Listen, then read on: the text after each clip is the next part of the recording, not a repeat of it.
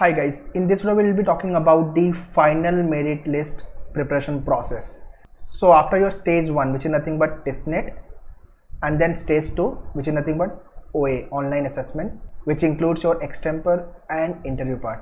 So after stage 2 they prepare final merit list. तो final merit list कैसे prepare होती है and what are the parameters they consider, अगर tie हो रहा है तो उसमें क्या क्या पॉइंटर्स ध्यान में रखना है, everything will be discussing. Okay, so जितने लोग 24 या टेस्टनेट 2025 टारगेट कर रहे हैं, this video is very important, do watch this video very carefully. और मेरिट लिस्ट के बाद एक वेट लिस्टिंग प्रोसेस भी होता है, उसको लेके मैं अलग से एक वीडियो बना दूंगा, सो वो वीडियो भी देख लेना, वेट लिस्टिंग वर्क कैसे करता है. ठीक है, but before I proceed, in case if you want to start your preparation, want to join us, live batches we have launch. So those who are not Mumbai based, Mumbai Maharashtra based अगर आप नहीं हो तो ऑनलाइन के लिए इस नंबर पे you can contact for the batches. But if you are Mumbai based and want to join us for the classroom coaching, Dadar, Thane, Borivali, Vasai and Andheri, we have center. You can join our classroom coaching. This is what the complete curriculum which you will be getting for your preparation. So सारी information description में, kindly check the description. और तो सबसे पहले आपका OML out होगा, which is nothing but open merit list. Okay, so open merit list OML is prepared based on the aggregate marks obtained by the candidates for specific program without considering any reservation category. तो जो पहले OML जो बनेगा, open merit list जो बनेगी, वो reservation को consider नहीं करेंगे. तो आप चाहे SC में आते हो, चाहे आप ST में आते हो, चाहे आप OBC में आते हो, कोई भी कैटेगरी में, OML के टाइम पे ये कंसिडर नहीं करेंगे. So they consider all the category as a open. ठीक है, so this is what the OML. इसके बाद चालू होगा CML, which is nothing but category wise merit list.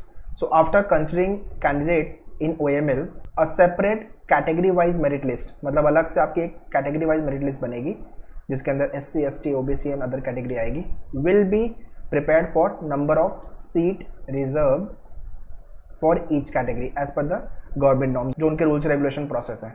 ठीक है, तो सबसे पहले open merit list, फिर category wise merit list. इसके अंदर भी tie होगा between two or more candidates. ठीक है, so in case of tie between two or more candidates with their aggregate final score, the following order will be used to rank the candidate.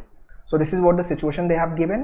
और उस case में decision क्या होगा, selection will be based on higher side, जो higher side होगा उसका selection होगा. अगर फाइनल स्कोर में टाई हुआ है तो क्या करेंगे, इस ऑनलाइन असेसमेंट के अंदर जिसका भी हाईएस्ट स्कोर होगा उसका सिलेक्शन होगा.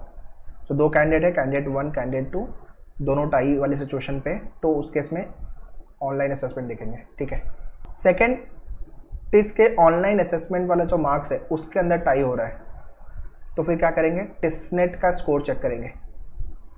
जिसका भी हाईएस्ट स्कोर है, फॉर एग्जांपल आउट ऑफ 100 एक का है 70 और आउट ऑफ 100 एक का है 65, तो ये 70 वाले का सिलेक्शन होगा.